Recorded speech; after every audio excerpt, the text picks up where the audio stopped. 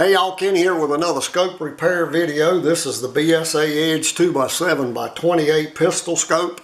I did a review on this scope when I first got it, as well as a video when the scope failed. The link to that playlist is in the video description, as well as a link to my DIY scope repair video, which is a little more in-depth look at scope repair. So be sure to check those out. This scope is easy to take apart. Up front you have a cover on the objective lens. Take it off. Then you can remove the lens from the scope tube. At the back of the scope you have a small screw in the bottom. Take that screw out and you can remove the ocular lens. The magnification ring is held on by a single screw. Take that screw out, slide the ring forward. That'll expose these 3 screws that hold the erector in the tube. The screws have little tiny heads, so use a good screwdriver. They're easy to strip out. Once you get the screws out, you can remove the erector. Just set the scope tube up on a padded surface. I use a wooden dowel so I don't scratch the lens if I slip. And you just push the erector right out the rear of the scope. Be careful not to lose the erector spring when you do that. I've checked out the turrets. I don't see a problem there. This erector is mounted in rubber, and so that's how it flexes at the rear. A good scope will have a ball and socket joint back there. A lot of inexpensive scopes have inexpensive ways of mounting the erector, and this is definitely one of those. I don't like it at all.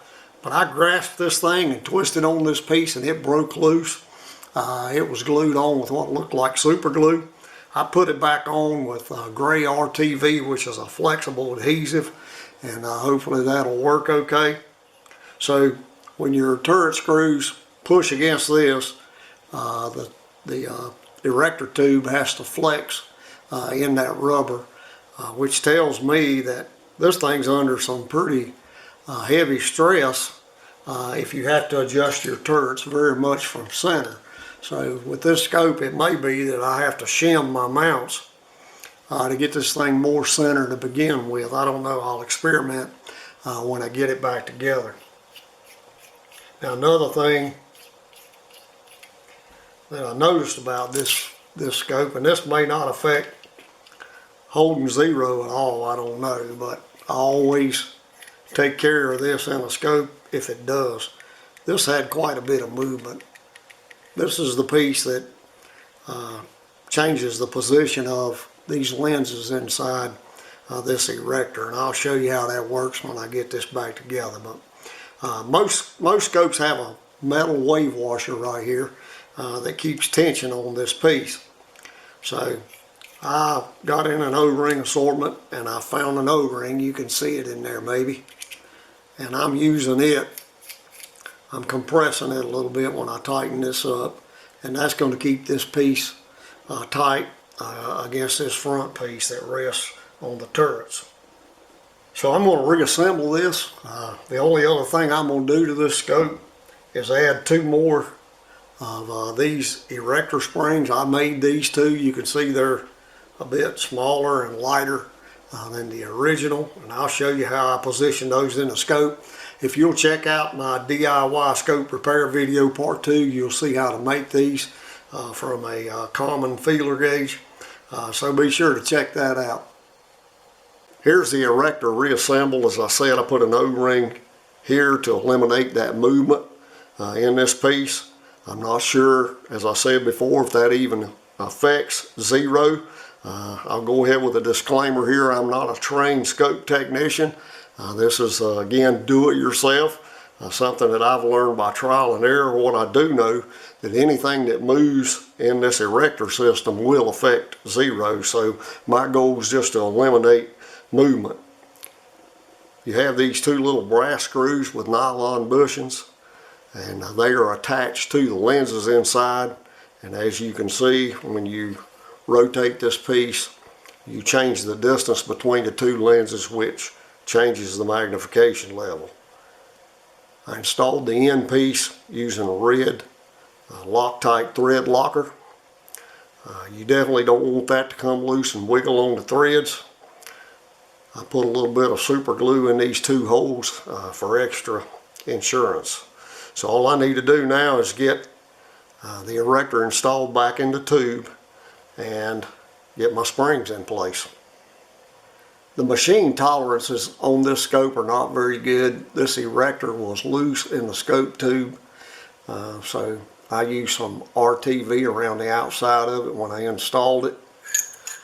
I put my 3 screws in. I did not use thread locker on those screws. They were so difficult to get out, and they're easily stripped. I didn't want to burn any bridges in case I have to go back in this scope at some point. So I used some super glue on the heads of the screws after I got them installed. Next, I need to install my springs.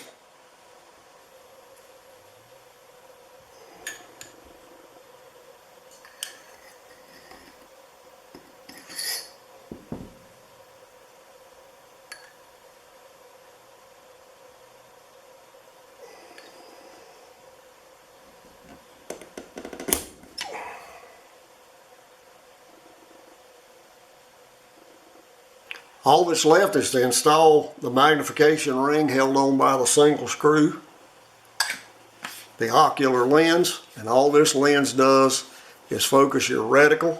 And so you adjust this until the reticle appears clear to you. Then you install the stop screw. Then the objective lens, just look at a target and adjust this until your target is in focus. I'm not going to go into detail on how to adjust for parallax. I have a video dedicated specifically to that, as well as part 3 of my DIY scope repair video. So you can visit my channel and check that out, or click on the link in the description. And while you're at it, it'd be a good time to subscribe to my channel. So that didn't go well. It started out good, just like when the scope was new. I zeroed it at 50 yards and I backed up to 100, shot a 1.5-inch group. Then this was my second 100-yard group, and as you can see, it really opened up. The scope started losing focus while I was shooting that group, so I knew something had come loose. So originally this outer band of metal broke loose from the rubber, but this time it broke loose on the inside. I don't see any trace of glue there. I don't know whether that rubber was supposed to bond to this piece of metal in the manufacturing process. But it's a pretty Mickey Mouse way to make a scope, I think. The O-ring I put here was applying pressure to this piece, which didn't help, but it was doomed to fail anyway, the way it's made. Now I could glue this back on and call this a rimfire scope. I think it would hold up under 22 long rifle recoil. But that's not the purpose I bought the scope for. And I really don't like to let a piece of glass and metal outsmart me. So I'm going to put on my redneck engineer's hat, and I'm going to try to figure a way to make this work.